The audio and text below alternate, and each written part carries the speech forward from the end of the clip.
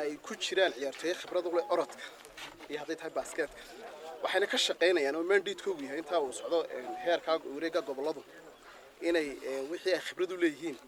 ay ku contribute gareeyaan ay ku taageeraan sportska qaybihiisa kala duwan kaliya maaha way dhici kartaayo kolka alternative ama la eegayo fursadaha qofku haysto ayaa fursad ay ugu dhow imika marka adimka basketku waa horyaalka Soomaaliland been oo waxa aad lagu farxo waxaana ay tahay mar waa marka la yiraahdo kubadda qofku marka haysta ka qaadanayso iyo marka adigu aad haysta laga qaadanayo ee kala culis badan yihiin ima kubaddii basketka kale ina ka haysana Soomaaliland dhammaan naga qaadanaysa waxaanu ku jirnay waqtigii isdiyaarinta ama tababarkaanu ku jirnay oo soo qaadanay in badan hadana kadib 10 cisho la noogu daray xafladana ay ahayd markii hore la sii ballan qaaday amba baxa ahayd maadaama maanta noogu dhacday horta aad baan ugu mahadinaynaa waxa dhacday shiidkii oo dhacay ciyaartu socotay inaanu ka tagi weynay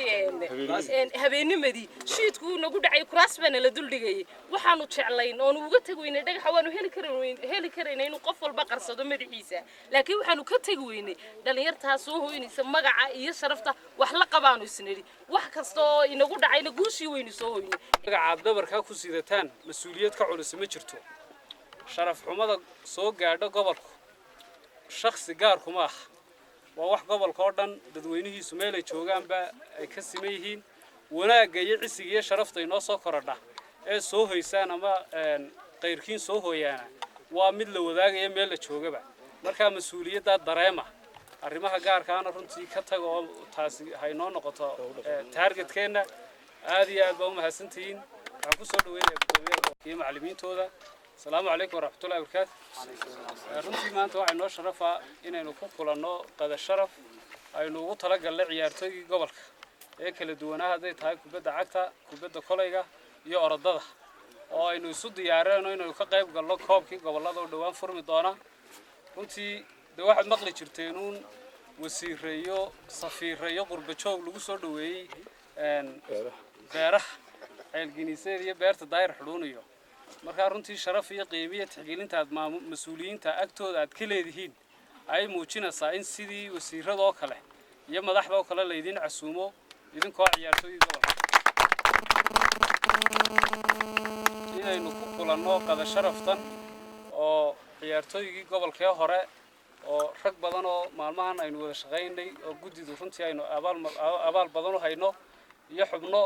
aanaan maalmaha kulmino liibaan maxamed nuux iyo farxaan iyo khadar iyo runtii deentaasaaba qiimaa rag badan oo gobolka kala raagay inay wada qadeeyaan oo farxadana qaybsadaan dhalinyartana wixii kelmad dardaaran iyo waaya aragnimoba ay siiyaan runtii waxaan rajaynaynaa inaynu inagoo isku duuban aynu u diyaar garowno koobkaasi arrintan maantuna waxay ka mid tahay waxyaalahan ugu talagalnay inta ay diyaar garowga ku jiraan dhalinyarta ay tababaranayaan in lagu dhiirigeliyo wixii dardaarana runtii waynu isu dambaysiin doonaa waqtiga kooban waxaan ka codsanaa runtii in isku duubnidaas macallimiintiina iyo guddidaba u haysaan iyo ixtiraamka aad ku wada socotaan qurba jooga iyo ganacsatadana runtii aniguna fariinta loo diray baan u dirayaa mas'uuliyiin ahaan waa waajibaadkeygii awal baanu haynay in ciyaartooygana waxay u baahan yihiin inaanu garab istaagno laakiin dad baa leysay salaam ka bacdi ilaahay baa mahadda koobaad ilaahay baa askale inoo suurta galiyay maanta oo ah maalin jimco ah oo maalintii shaqooyinka laga nasanayay in aynu xafladda qiimaha badan leh ku kulanno mahadda bakasaka waxaan mahad gaar ah u jeedinayaa oo mahadnaqayaa maayirka golaha deegaanka Gabiley Maxamed Amiin oo runtii si aad isaga xil saaray dhalinyarada sportiska maanta waxaanu halkan isku nimid waxay noo noqon lahayd maalintii sagootinta ay baxayeen sportsku ay tagayeen Boorama kooxda kubadda cagtu laakiin maanta waa dib inooga dhacday sagootiku noo dambeeya iyada daranka faraha badan leh aan soo doonno maalinta aan tagina hadii la hayra kulanka ama bixinta iyo sagootinta ayaan kaga hadli doonaa wax alla wixii dardaaranayo waxaan idin oranayno maalinta hadii la hayra sanadkan horta waxaanu haysanaa koobkii kubadda basketka oo haysanaa inaynu difaacnayno u baahanahay isagaan ilaashano ka kalena sideen u soo qaadi lahayn inaynu falowgeed qabanno dawladda hoose iyo runtii wax aad iyo aad u qaaliya maalmaha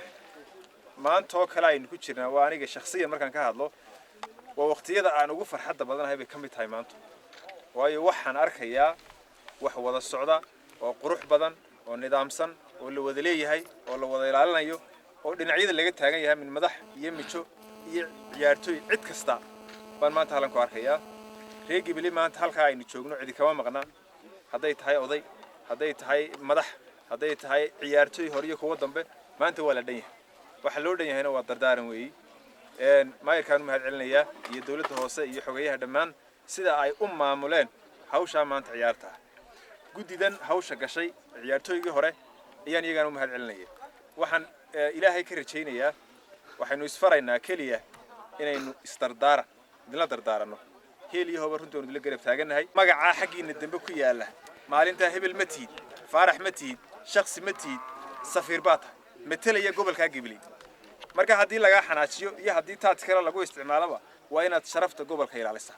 sidii uu sheegayay Faad ciyaartaad la timaado akhlaaq wanaagta lagu arko yani sumcadda iyo sharafta aad la timaado laga arkay dadku TV-yada ka daawanayaan iyo kuwa jamhuurka joogaaba waxay tusaale u noqonayaan ama ay laga akhrisanaya meesha aad ka timid siday tahay marka magaca iyo sharafta iyo karaamada gobolka ilaaliya